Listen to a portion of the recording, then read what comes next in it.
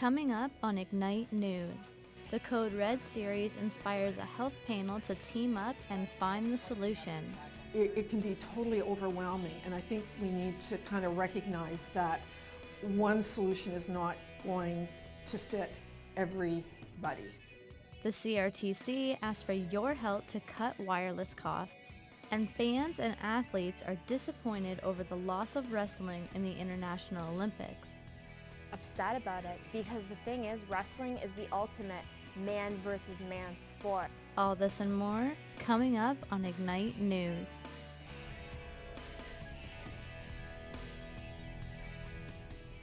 Good morning and welcome to your Ignite News for Tuesday, March 12th.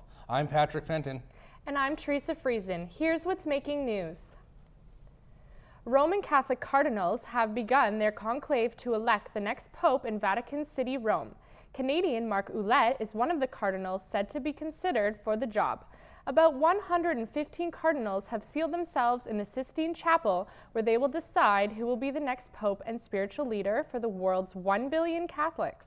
The cardinals have said they expect a short conclave around this time, unlike in 1268, when the longest conclave started. It didn't end until 3 years later. It seems Canadians are growing tired of their expensive cell phone bills. That's why Canada's regulatory system asks Canadians what they would like to see changed. Ignite News reporter Adam Steinberg has the story. Cell phones have become an integrated part of almost everybody's life, and consequently, so has the phone bill. In fact, Canada has some of the most expensive cell phone plans nationwide. That's why the CRTC, a regulatory body of the Canadian government, asked for the public's input in drafting a wireless code. Peter Morin is a professor of mass communication at Mohawk College and explains why cell phone providers will soon be held accountable to a new code of conduct. There's been so much public outcry about cell phone contracts and how they're confusing and it's hard to break your contract without, paying an arm and a leg to get out of it. They decided to turn to the public and see about coming up with a code of conduct for wireless providers. Students at Mohawk have a few complaints about their contracts as well. I hate the fact that it's 3 years long. I think it's like $70 a month for like a gig of data and like the talk and text time that I need, which is stupid for what it is.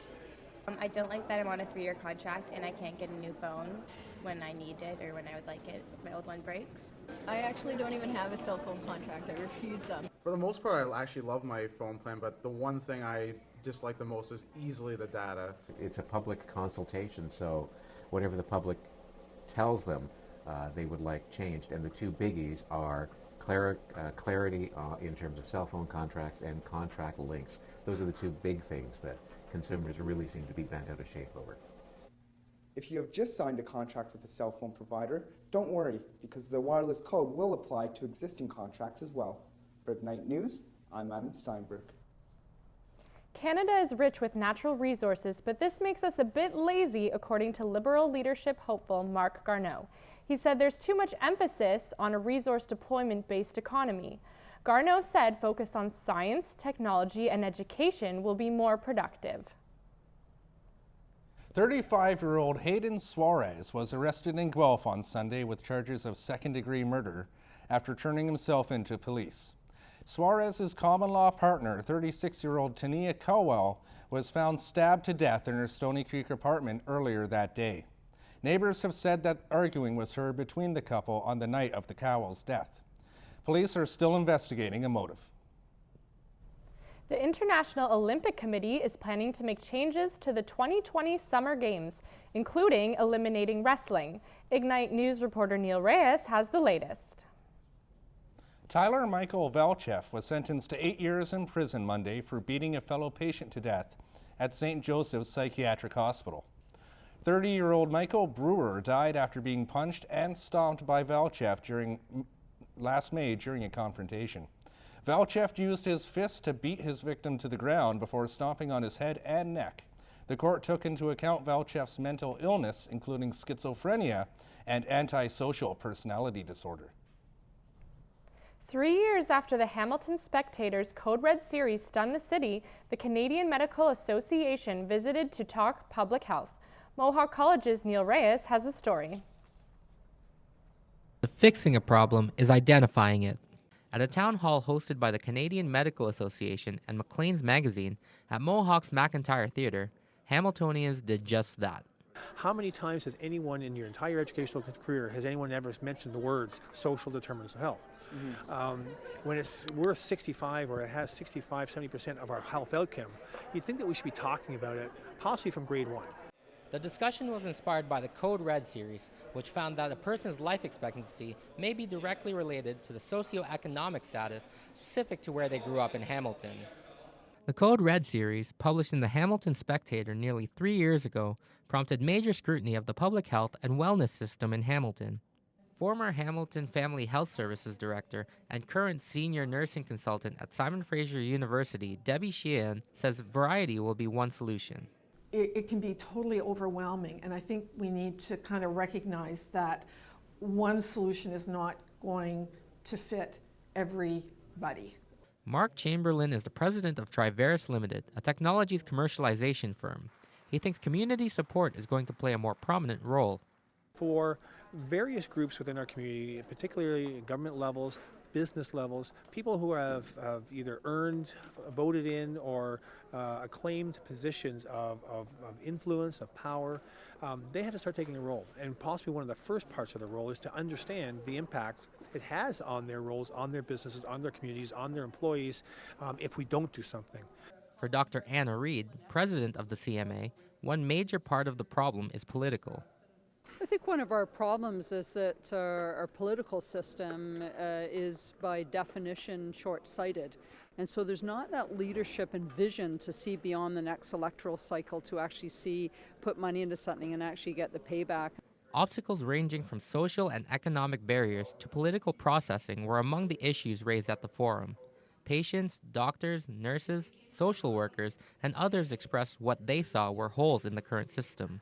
People actually already know what the problems are, but it becomes very clear that the solution is one of needing political will, political leadership, a little bit of imagination, that as a society we actually need to examine our values. Why are we willing to let these inequities exist still? Reporting from Mohawk College, I'm Neil Reyes.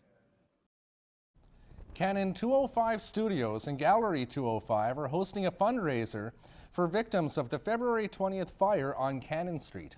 The fire claimed the life of 24-year-old Leo Aguilar. Surviving tenants of the apartment building on Cannon lost everything. Their fundraiser will be held on March 23rd. Tickets are $15. Let's take a look at what's coming up in weather, entertainment, and sports. I'm Scott Summerhays, and after the beautiful weather we had this weekend, we can expect a few more flurries this week. That and more coming up with your weather on Ignite News. Good morning, Mohawk. I'm Lauren Smith, and today in entertainment, Ed the Sock is coming back to Much Music. All this and more coming up on today's Ignite News. Hi, I'm Ashley Segato, and here's what's coming up in sports. The Bostons beat the Suns last night. All that and more for Ignite News. Top stories. A fundraiser will be held for victims of a local Hamilton fire who lost their homes. Marc Garneau calls Canadians lazy, and Cardinals are meeting to elect a new pope in Rome. Looks like some clouds are in our forecast. Let's check with Scott for your weather update.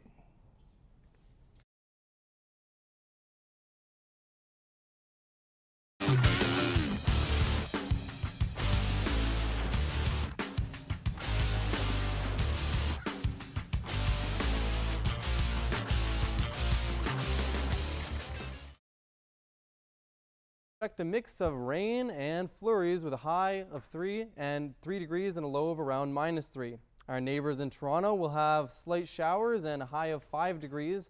In Niagara Falls, it will be overcast today with a high of 4 degrees. And then over in London, they can expect a high of 3 degrees with mixed precipitation, showers and flurries. And down in Windsor, it will be overcast with a high of 4 degrees.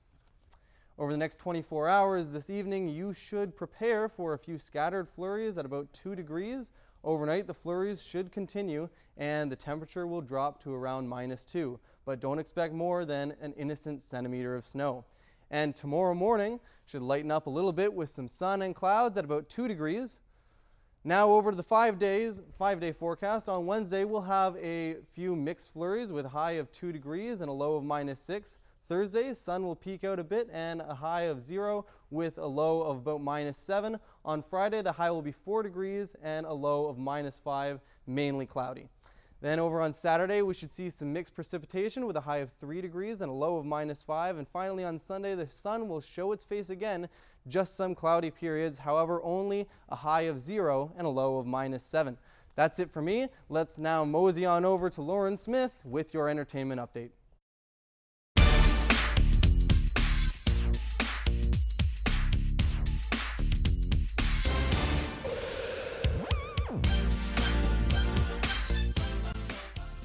Thanks, Scott. The Iranian media is reporting plans to sue Hollywood over the Oscar-winning Argo because of the movie's allegedly unrealistic portrayal of the country. Officials are in talk with lawyers as to how and where to file the lawsuit. But this isn't the first time the Iranian people have had an issue with the movie. In 2007, they also protested the movie 300 for its derogatory depictions of the Persian people. Now come on down, The Price is Right Live is coming to Hamilton Place. The big wheel will be rolling into town next Thursday. Host Todd Newton will be bringing some great prizes, including vacations, appliances, and even cars. Tickets are still available as a second show has been added. Now let's take a look at what's happening around campus. Hey Mohawk, I'm Ken Fox at their community calendar. Here's what's coming up in Hamilton. Experience the Beatles with Rain at Hamilton Place on Wednesday, March 20th. Rain performs all the greatest hits by the Beatles in a note-for-note performance. Tickets start at $50.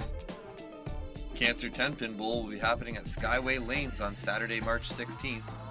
Join in on the 50-50 draw and raffle as the St. Patrick's Day themed Bowl Day helps to raise money for this vital cause. Rock University will be visiting Mohawk on Wednesday, March 13th during Common Hour in room I-219. Learn how to transfer your college credits to degree studies at Brock.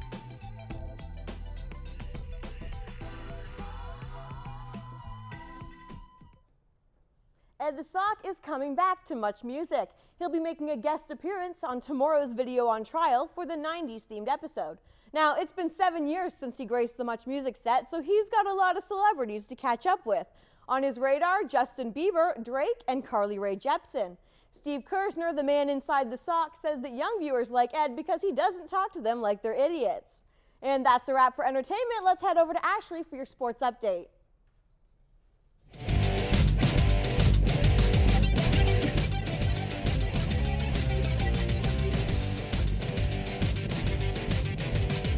Thanks, Lauren. The Sens faced off against the Bruins last night, going down in a wire in a shootout. Boston's efforts paid off in the end as they came back from behind to beat Ottawa. Kyle Turris and Guillaume Latendre scored for the injury-riddled Sens. For Boston, Sean Thornton and Dan Paillet lit the lamp, and David Krejci got the shootout winner. The Flames traveled to Hollywood to do battle against the Kings, looking to get back into the playoff picture. Unfortunately, Calgary just didn't have enough to knock off the defending champs, falling to LA 3-1. Kings captain Dustin Brown put in the nail in the coffin, potting the empty net goal and fading Calgary's hopes and that much more. With the win, the Kings moved into third place in the West, and Calgary fell to last. Forever, it has been the tradition of baseball to be outside in the sun, on the dirt, and grass. That being said, the Toronto Blue Jays are one of the 2 teams left in the MLB that do neither in a sense. Rogers Center and Tampa Bay's Tropicana Field are both indoors and are AstroTurf. It was believed that the Jays would be getting natural grass come to the 2015 season, but unfortunately it can't happen because there isn't nearly enough natural light. That's all for sports. Let's pass it back to Patrick and Teresa. A Scarborough driving student has made a complaint to the Ministry of Transportation after her driving instructor made her stop illegally while he went into a Popeye's chicken. Samantha Farr was told to make an illegal stop, turn on her hazard lights, and wait. Mike Malik, her instructor, apologized for making her wait. Farr has been offered a new batch of in-car lessons with a new instructor. We asked Mohawk students what's the strangest thing that's happened to them during their driver's tests. I think the strangest thing that happened during my driver's test is they actually gave me my license. The weirdest thing that ever happened to me in a driver's test was my car stalled in the middle of an intersection. That was pretty awkward. So the strangest thing that happened to me on my driving test was my instructor was smoking, basically, while I was driving. So I don't know if that's strange or not. So it seems that I was about to make a mistake, but my tester prevented me from making that mistake, and yet I still passed my driver's test. And that's all your news for Tuesday, March 12th. I'm Patrick Fenton. And I'm Teresa Friesen. For more news coverage, check out our website at ignitenews.ca. Thanks for watching, Mohawk.